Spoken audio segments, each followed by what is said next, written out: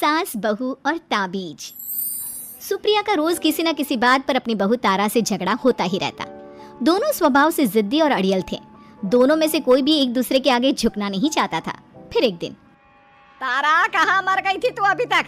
सुबह से शाम हो गई, घर में इतना काम पड़ा है, ये सब छोड़कर कहाँ मौज मस्ती करने गई थी? आपके घर के सारे काम करने का मैंने ठेका नहीं ले रखा। आप भी तो अपने दोस्तों के साथ किटी पार्टी करने जाती हैं, तब तो मैं आपको नहीं टोकती। अरे मैं तेरी सास हूँ, तू मेरी सास नहीं है। सास है तो क्या मुझे चैन की सांस नहीं लेने देंगी आप?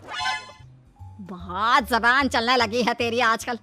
आने दे मेरे बेटे को घर पर, फिर देख तेरी कैसे क्लास लगवाती हूँ। आपके पास और काम ही क्या है? बाहर पड़ोसियों से मेरी बुराई करना और घर में पति से। हाँ तो अब तेरा काम भी तो ऐसे ही होते हैं ना। तारीफ के लायक कोई भी काम किया है तूने आज तक? बस जुबान चलवा लो, कैंची से भी तेज चलती रहती है। सिर्फ जुबान ही नहीं, हाथ पैर भी चलते हैं, जिनकी वजह से आपको घर में इतनी सफाई देखने को मिलती है, वरना आपको तो अपनी किटी पार्टियों से फुर्सत नहीं मिलती। तो कहना क्या चाहती है? घर का क्या सारा काम तू खुद अकेले करती है? तो और क्या नौकरानी करती है?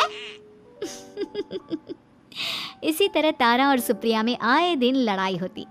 दोनों के दिन की शुरुआत ही एक दूसरे से लड़कर शुरू होती और लड़कर ही खत्म होती, मानो ये अब उनकी दिनचर्या का हिस्सा बन चुकी हो।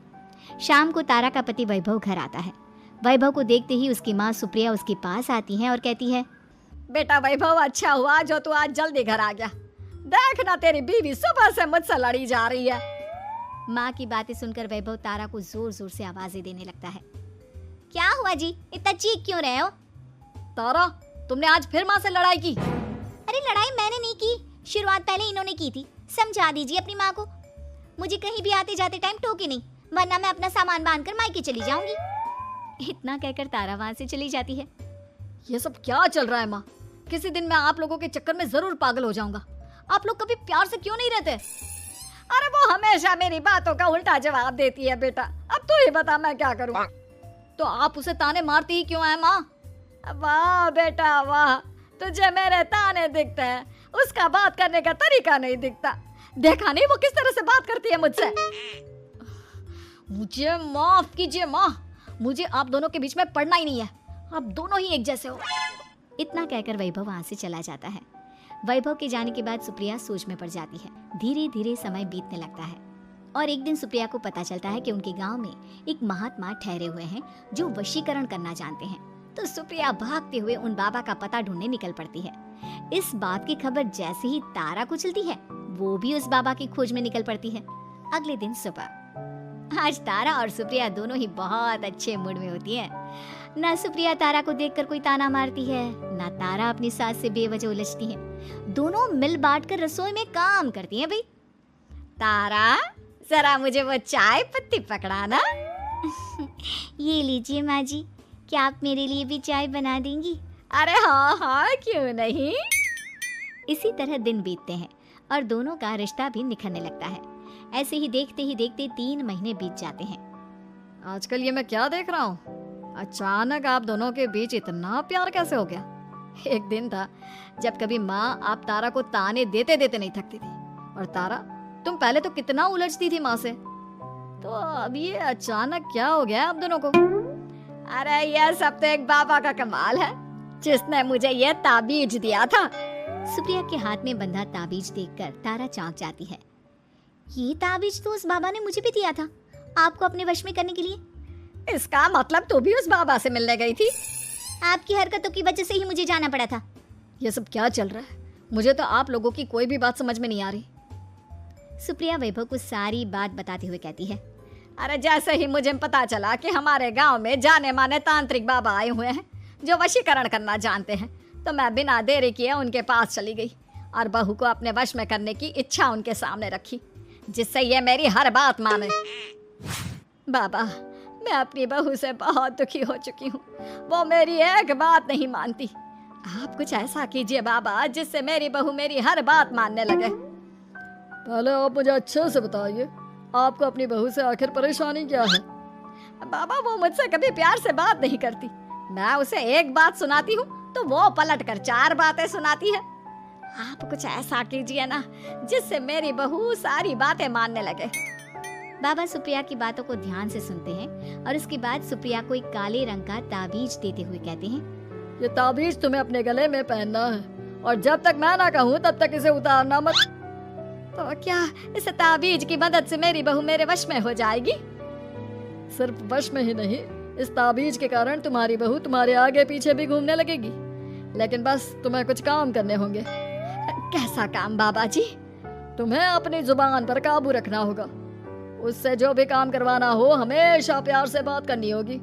धीरे धीरे वो तुम्हारी मुट्ठी में आ जाएगी। अरे ठीक है बाबा जी, जैसा आप कहेंगे ठीक मैं वैसा ही करूंगी। तारा ये सब सुनकर चौंक जाती है।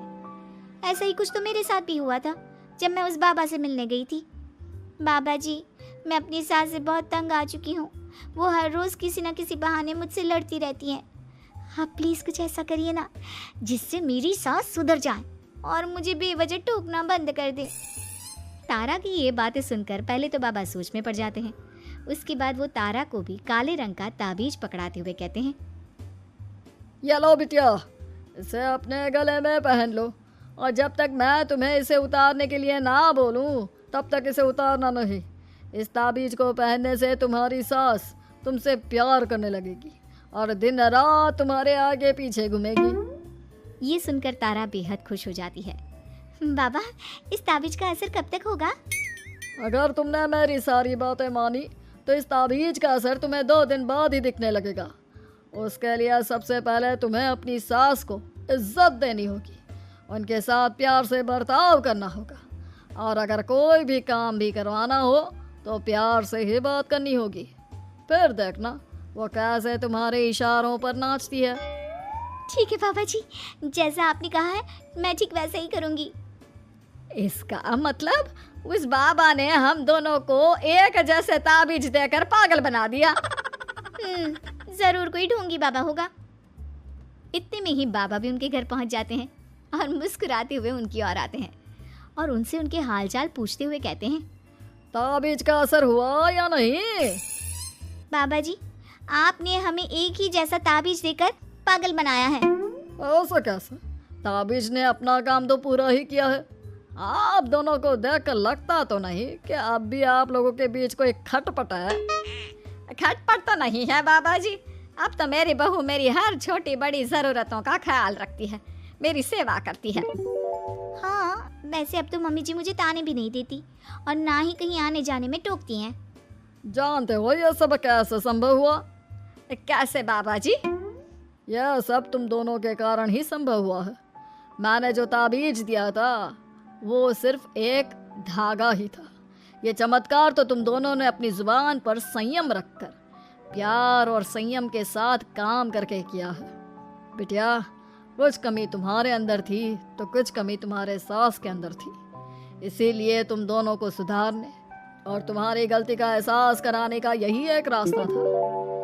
बाबा की ये सारी बातें सुनकर सुप्रिया और तारा एक दूसरे की ओर देखने लगते हैं। अब उन दोनों को अपनी गलती का एहसास होता है।